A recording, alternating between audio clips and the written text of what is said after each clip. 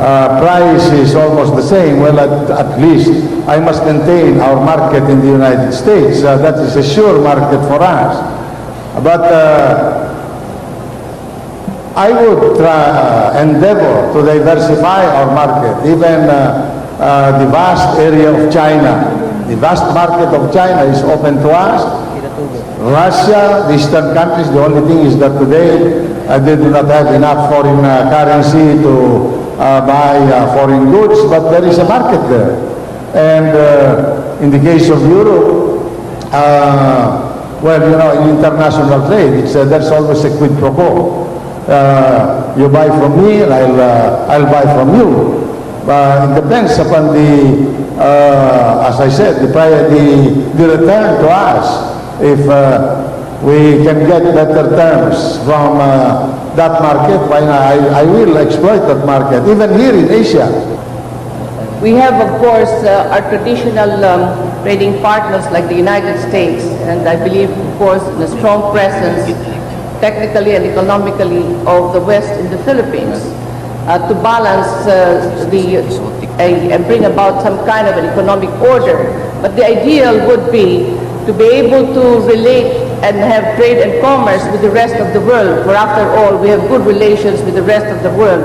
Our foreign policy is really to make the Filipino not only a citizen of the country, but born to the world, being able to relate with the rest of the world. We have such a foundation in our foreign policy.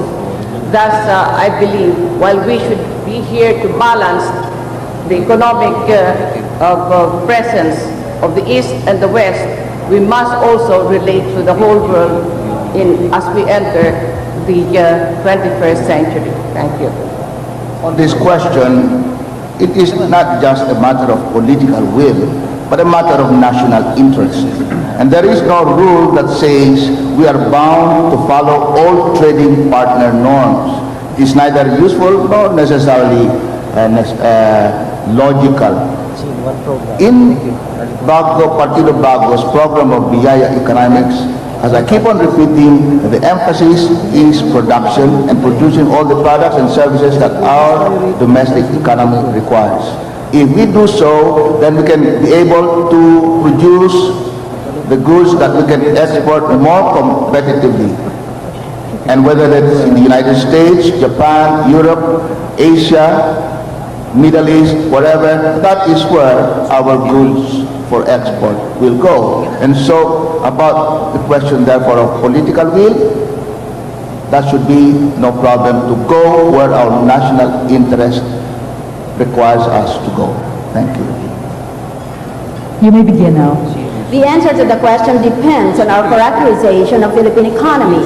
First, we must find out what kind of economy is prevailing in the Philippines, and then the answer will present itself. There are three textbook kinds of economy.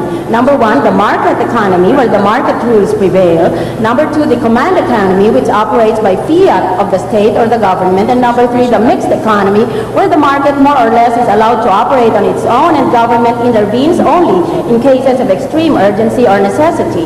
We are a mixed economy, and therefore the market more or less plays along by itself and operates under the basic principle of supply and demand. Therefore, if I were president, I would see to it that Philippine products are sent to where there is the most demand, wherever it might be, the European Union or elsewhere, or traditional trading partners. A note of caution. It is said that now there is a fortress mentality globally or around the world, as exemplified, for example, by the European Union. In 1992, the Philippine Bar Association, under President Teresita Cruz Sison, successfully sponsored the night with the presidential balls. Last year, under President Ruben O. Fruto, the Philippine Bar Association featured 4 presidential balls on the TV show Sa Ngalan ng Batas, co-hosted with Ms. Chichi Fajardo Robles. Tonight, the Philippine Bar Association is honored and happy to be one of the organizers of the forum with the presidential balls. Approve of the police doing painting jobs on the houses of drug pushers? Do you approve of warrantless arrests, wiretapping, the freezing of bank deposits, which, if I recall right, were features of the anti-terror bills about some years ago. On a broader plane, how would human rights figure in your peace and order programs? Or do you see human rights as an impediment to establishing peace and order?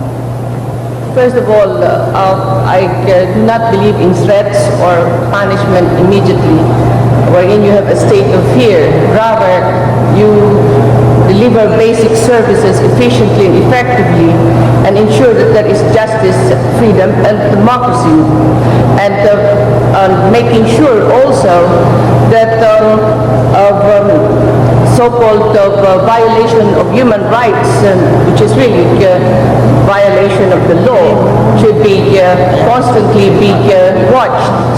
When I was governor of Metro Manila for 11 years, wherein we had the lowest crime rate not only in the Philippines but in the world of 21 per 100,000 per month, was when we had 24-hour commission of justice working, and that brought down the crime rate. We had commission of justice 24 hours a day, so that people who had done something wrong was immediately tried, and then at the same time those who had committed no crime was set free, and those who were criminals were punished. I maintain that we should not use official position to terrorize persons, neighborhoods, and families. And that is really very anti-human rights. And if you have a case, then bring it to the proper attention of the prosecutor's office and the courts. This kind of approach to law enforcement, whatever the good intentions, does not show the kind of compassion and love that we must show as an example to all police enforcers and those who have violated the law. They are to be brought back to the mainstream of civilized society.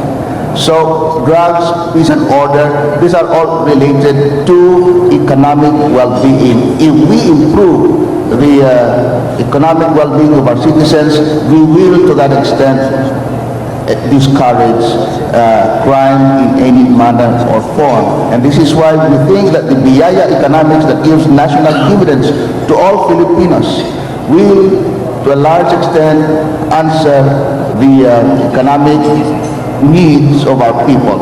On the painting of walls of suspected drug pushers, this is, in all senses, cosmetic. It is, for me, a bizarre act, particularly from a person who claims at least working knowledge of the law.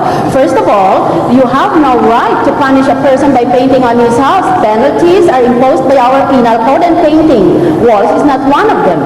Most importantly of all, you have no right to punish unless the person has been proved guilty beyond reasonable doubt by a court of justice. Secondly, warrantless arrest. Our Constitution provides no warrant shall issue except upon probable cause to be determined by the judge. Therefore, if there is any doubt, the doubt must be resolved against a warrantless arrest. And this is properly circumscribed by the Penal Code, which provides warrantless arrest can be done strictly only under the following circumstances: when an offense has been committed, when an offense is in the act of being committed, or is just about to be committed. Therefore, warrantless arrest, as much as possible, should not be allowed by society and should be struck down by a court of justice when it is properly questioned. I do not believe that any person, no matter how exalted he is, no matter what authority he wields, has the right or power to paint any symbol on the homes of citizens, which more or less indicate that these homes are being, or the occupants of this home have violated the laws. That is convicting people without due process. Second, as far as warrantless arrests are concerned, I will agree with warrantless arrest to the extent and under the limitations allowed by law and the rules of court. In the case of wiretapping, I will agree with wiretapping provided there is a strict compliance with the conditions and requirements and restrictions imposed by our laws. If you will be elected president, what environmental policy will you adopt nationally and on a regional basis to protect the environment? In what order of your priority programs will this policy on environment be? First, really, as I had mentioned earlier, environment, cleanliness, and environment wellness is a national concern and has really become a national problem. And so, the priority I will give this is that it will be under the direct supervision of the office of the President. Although we should still have the Department of Natural Resources, the Department of Environment, the President's office will be directly involved in enforcing what? Enforcing the existing laws. Number two, cooperation with private sector organizations and especially businesses who have the resources to help us in stopping pollution because they are also causes of pollution. Number three, cooperation with other private organizations. I would also include cooperation with other countries, not just when trouble arises, but even when trouble, but also anticipating any kind of trouble. In order to prevent environmental degradation, we have to maintain the ecological system with which nature equipped us at the very beginning, which is now being rapidly depleted. Biodiversity means that we must continue to restock, to replant, to re-inventory. For example, we must reseed our oceans, seeded with fingerlings. We must maintain or establish seed centers and seed orchards so that we can replant our forests. We must, pursuant to biodiversity, we must make sure that we use only renewable sources of energy, not non-renewable sources, etc. Your next question was, what number would it be in your platform of government? I have issued publicly a 7-point platform of government, and protect the environment is number 6. Even if I were the president, I'm not powerful enough to prevent the occurrence of events like acts of God, an explosion of Mount Pinatubo, or the occurrence of a fire in Indonesia, or an earthquake that would visit us, or a flood that will destroy or erode our topsoil.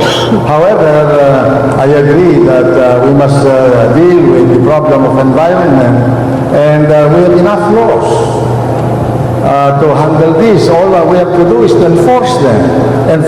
Prevent cement plants to emit dust that will destroy the surrounding countryside.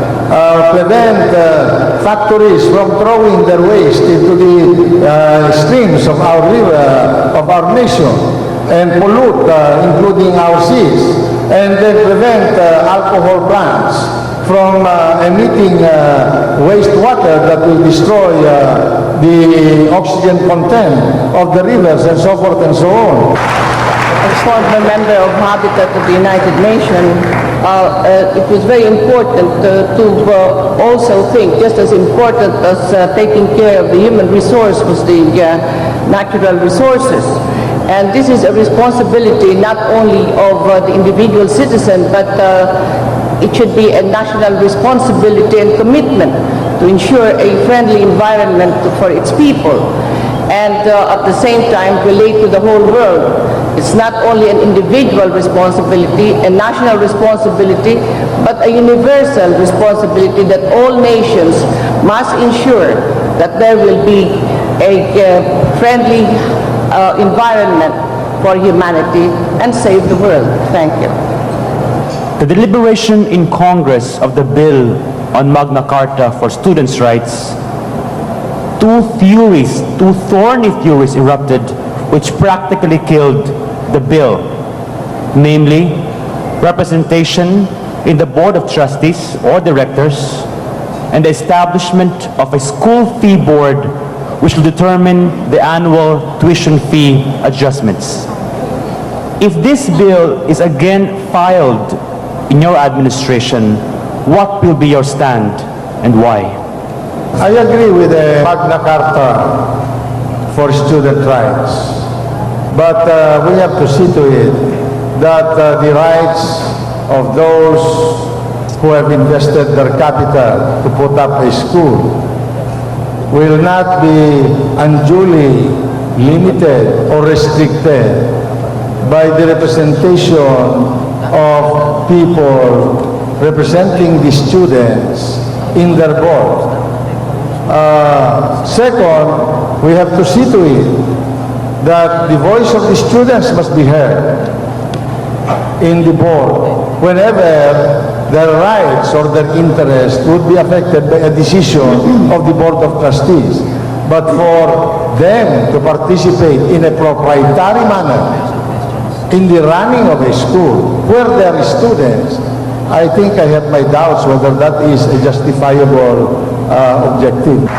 I'm a very staunch supporter of the Magna Carta for students because the Constitution mandates that the role of the youth in nation building should be recognized.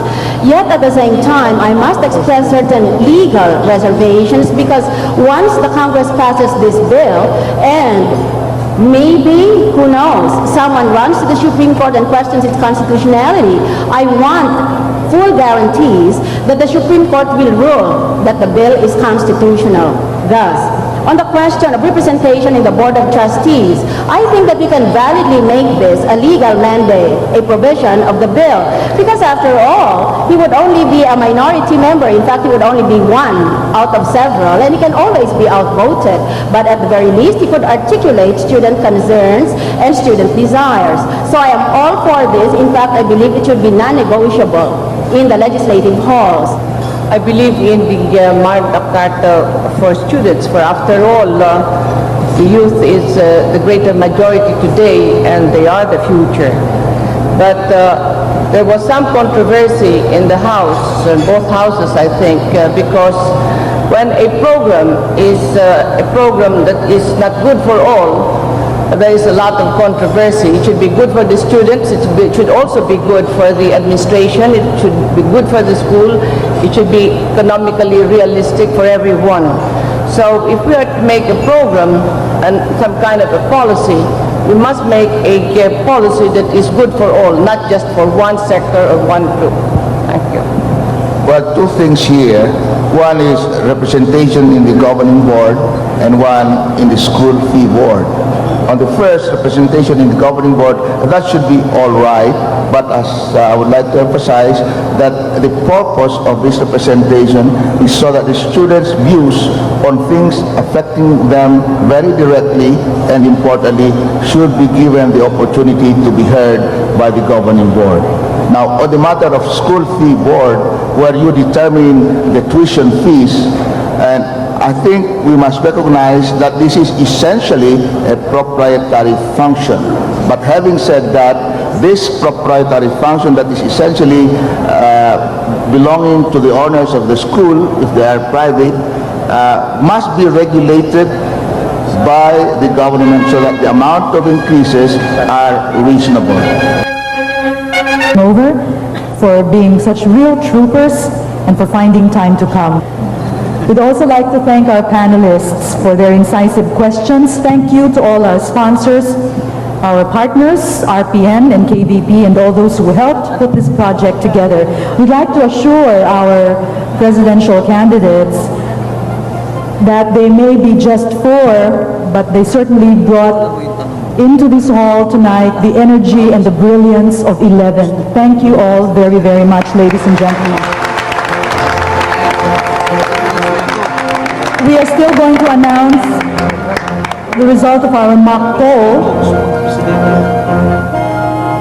And we'd also like to say that the result of the mock poll will not diminish in any way our appreciation for the presence of our gallant ladies and gentlemen who sat at the presidential table. For the non-lawyer category of our mock poll, top-notcher Senator Enrile with 49 votes. Santiago, 19, Marcos, 11, Estrada 9, Lim 6, Morato 6, Rocco 3, Dumlao 3, De Villa 2, Osmeña 1, De Venecia 1. Among lawyers, the results are as follows. Enrile 41, Erap 29, De Venecia 19, Lim 18, Santiago 17, De Villa 14, Rocco 13, Osmeña 5, Morato 4, Dumlao 6, Marcos 1. We had 7 stray ballots. One such put Andres Bonifacio, another one Jawo, and 5 others were cast but remained blank. So mga kaibigan, maraming salamat po. In the spirit of fairness, we would just like to mention that Secretary De Villa and Mr. Morato wrote formally to the IBP explaining their reasons for not having come. The others, of course, as we mentioned, confirmed, and as you witnessed, were no-show presidential candidates. 4 issues have been tackled here at the Manila Hotel by presidential candidates Miriam Defensor Santiago, People's Reform Party, Juan Ponce Enrile, Independent, Imelda Romales Marcos, Kilosang Bagong Lipunan, and Santiago Dumlao Jr., Bago Party. The same issues, namely economy, peace and order, foreign relations and environment, will now be discussed by the rest of the candidates. So what we're going to do is undertake measures that will improve our economy and be prepared for these changes. O katulad ng mga deficit spending, siguro wag natin gawin yan. We should live within our means because deficit spending causes inflation, thereby affecting the poor people. And also, we have to lower interest rates. We should not manage the value of our currency kamukha ng ginagawa ng central bank na tinutulungan nila to affect the value of our peso. No? Let the market forces do it. If the Japanese economy does not improve, then certainly it will not be good for the rest of the region, but it breeds opportunities for the Philippines to fill in the gap. Maybe then we can establish better relations both with Japan and the competing nations. Indonesia is another problem altogether. It creates repercussions on the security aspect in the south. The Indonesian problem will affect the Iaga and the BIM. And here, the Philippines can then start playing a role to stabilize the region.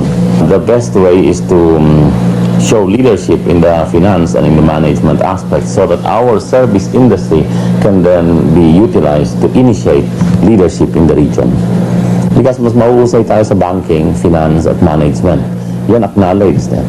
So many millions depend on agriculture, and aside from that, it's a labor-intensive program because we will be creating irrigation system, dams, and farm-to-market road for post-harvest facilities, and we will see to it that if our government can give tax exemptions to big corporations and tax credits, I don't see any reason why we cannot give tax exemptions to fertilizers, pesticide, chemicals that are being used by the farmers. So that's our, I would say, our priority to give more incentive to the farmers to increase their production. The economic storm in Asia will definitely have an effect on the Philippines. Kaya lang, pinagkamatatag ang economic fundamentals ng Pilipinas, kaya konti lang ang epekto sa Pilipinas. Kaya po, ang South Korea, sino mang maniniwala na babagsak ang ekonomiya ng South Korea? Second only to Japan yan. Umutang sila ngayon ng $60 billion sa IMF, International Monetary Fund. Nasa control sila ngayon ng IMF. Ganon din ang Indonesia at Thailand. Samantalang ang Pilipinas, which is supposed to be the sick man of Asia, nakaligtas tayo sa IMF control. Kahapon, nag-graduate tayo from the IMF. The PNP will remain as the national police. But the creation of different local police forces under the full control of the mayor, yan ang ating gagawin. And let's involve the mayors in this peace and order campaign and make them responsible for the peace and order situation in his jurisdiction. I don't care whether they're the governor, the mayor, or a general or a colonel. As long as they participate in the commission of crime or become the protectors of crime syndicates, will apply the full force of the law against them. Pag ang isang nagpipintura, siya na ang piskal, siya na ang judge, siya na ang executor, siya na ang police, that is the essence of fascism. And in a rule of law, hindi pwedeng pasista. Kami ang gusto namin aksyon demokratiko, hindi aksyon diktatorial, hindi aksyon pasista, hindi aksyon militar, kundi aksyon demokratiko. The community and the police must help each other, and then the prosecution must prosecute. Hindi ba? And the judge must judge. Ang kapitbahay mo, pininturahan ng bahay mo. O di ngayon, ang sasabihin ng anak mo, ang tatay ko pala drug pusan. How did that deter? Hindi mo naman nakakasiguro na ikaw talaga drug pusan. At yung pininturahan ay talagang drug pusan. And we found out that 35% of our police officers here in Metro Manila, they live in the squatter area. So, they live side by side with the hoodlums. And, the Filipino culture, the comparison system. So, easily, the collusion between the police and the criminal elements are so rampant. So, first, we have to cut this. How? By increasing the pay of the police officer, by giving them housing.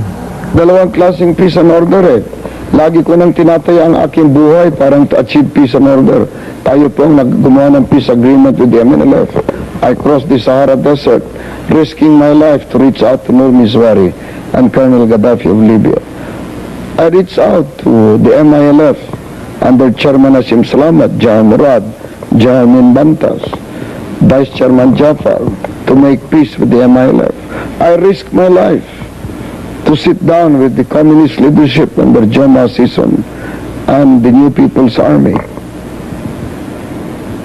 I risked my life looking for Colonel Unasan, John Abinina, and Commodore Kalahati in the underground that led to the ceasefire agreements that put an end to the quad times against the Republic of the Philippines. We will prevent this illegal logging in our forest, because this contributes to floods, which can create havoc in our agricultural economy. Also, with our fishing industry, we have to safeguard and give protection to our corals and mangroves, because this is where the fishes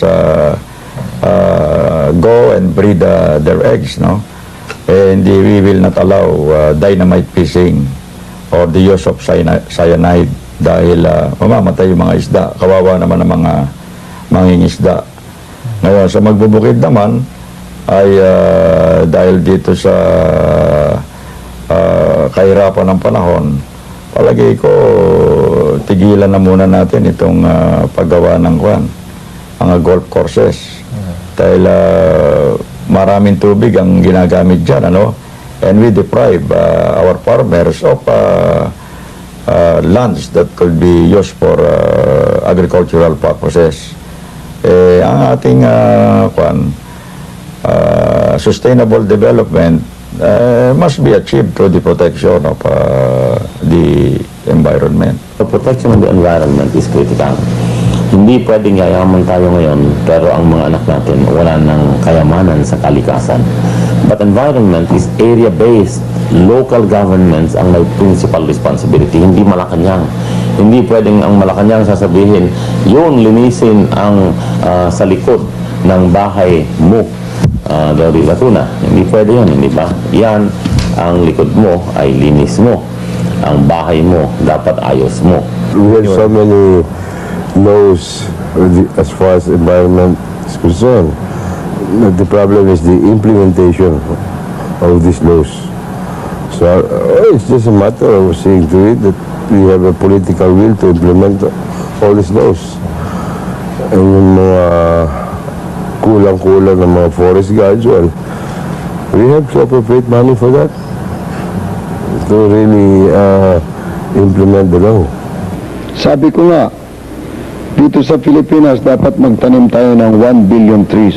Kasi kinuwenta ko na, kung tayo po magtatanim ng 1 billion trees, lahat na kalbong bundok sa Pilipinas, malalagyan na natin ng puno. The only thing we can say there is that yung Manila Accord na pirmahan at sa Manila Accord nagkasundo na irerespeto ng China at ng Malaysia at ng Vietnam. So far, ang mga lupa na andyan at walang magbabarilan. I think that kind of attitude will have to be maintained. But for the record, I think the Philippines should start asserting their rights under the United Nations Convention on the Law of the Sea.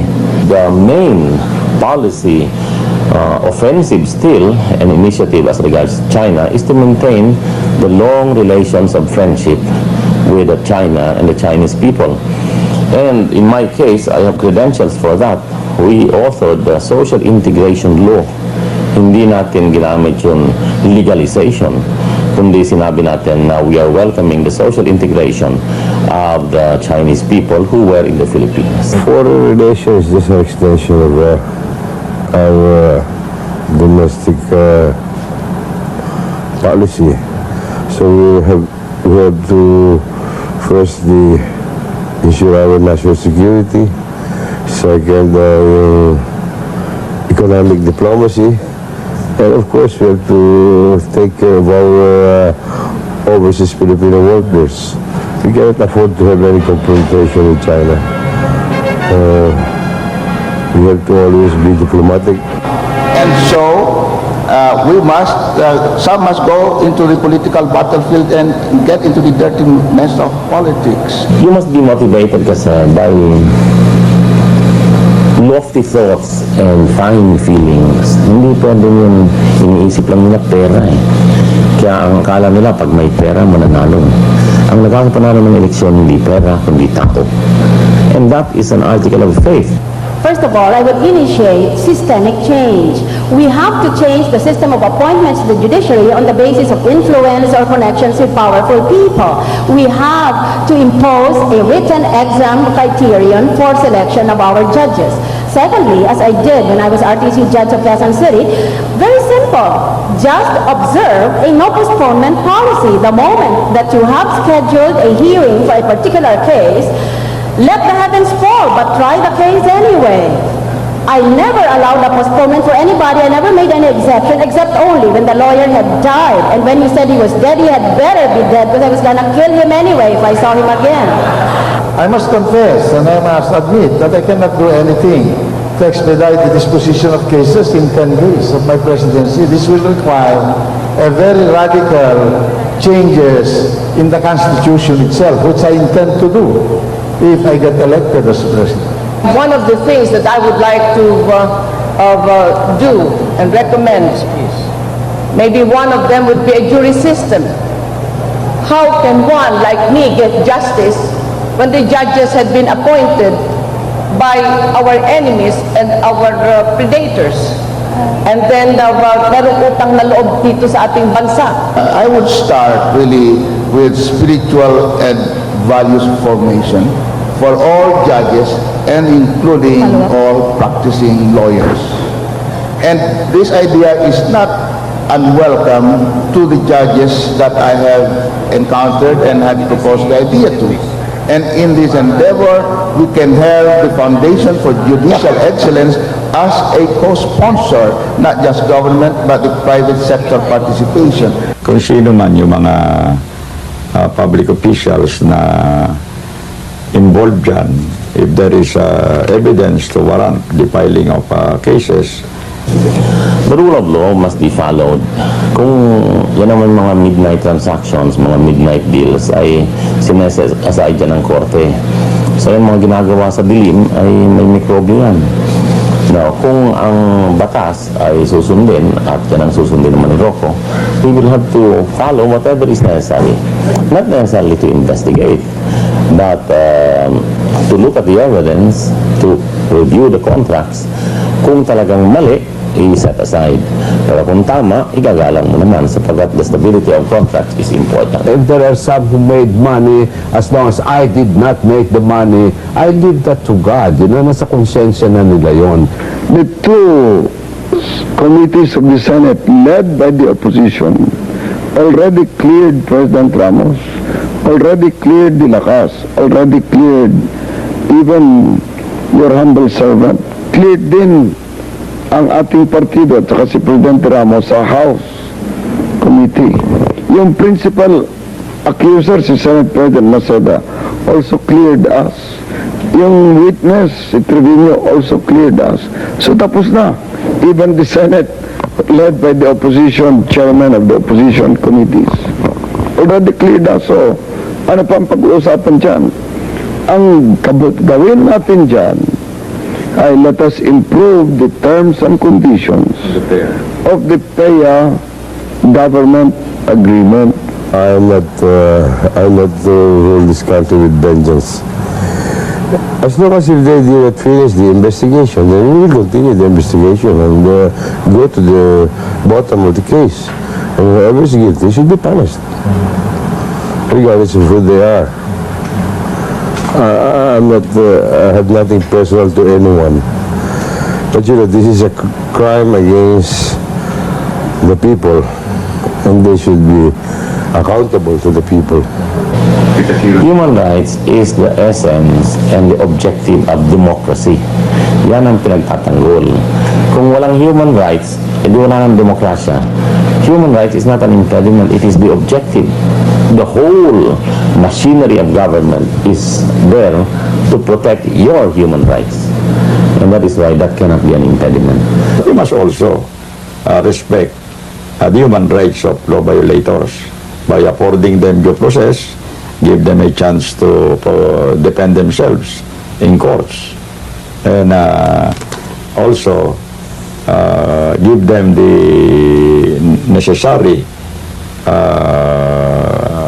protection of the laws, that they will not be abused nor harassed. I do not really know what they mean if they are saying that they will continue the economic policies. What policies? O sabihin mo, mention one. Meron pa silang economic policies na sinasabi?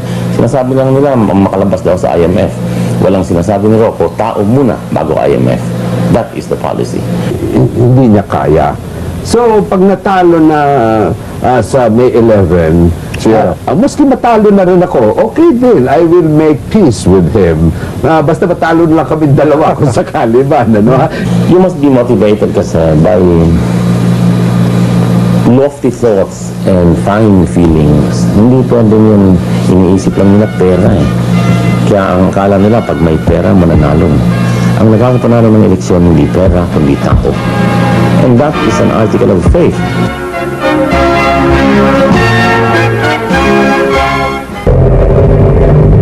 It's supposed to be historic. Then the coming one on May 11, 1998 is doubly so, being embraced by the celebrations of the Philippine Centennial.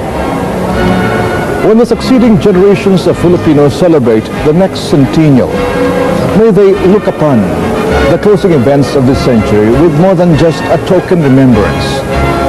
May they celebrate it with pride, because their ancestors, at tayo po yun, quote, rage against the dying of the light, unquote.